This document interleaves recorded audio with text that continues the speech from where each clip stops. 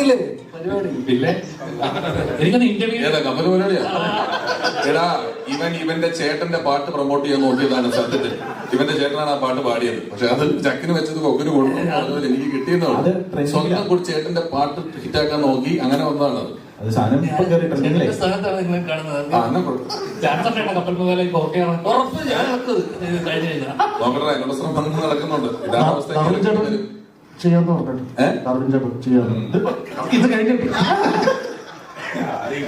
അത് ചെയ്യുവാണെങ്കിൽ ഇവൻ അഭിനയിച്ച കാരണവർ എന്ന് പറഞ്ഞൊരു പാഠം ഉണ്ട്.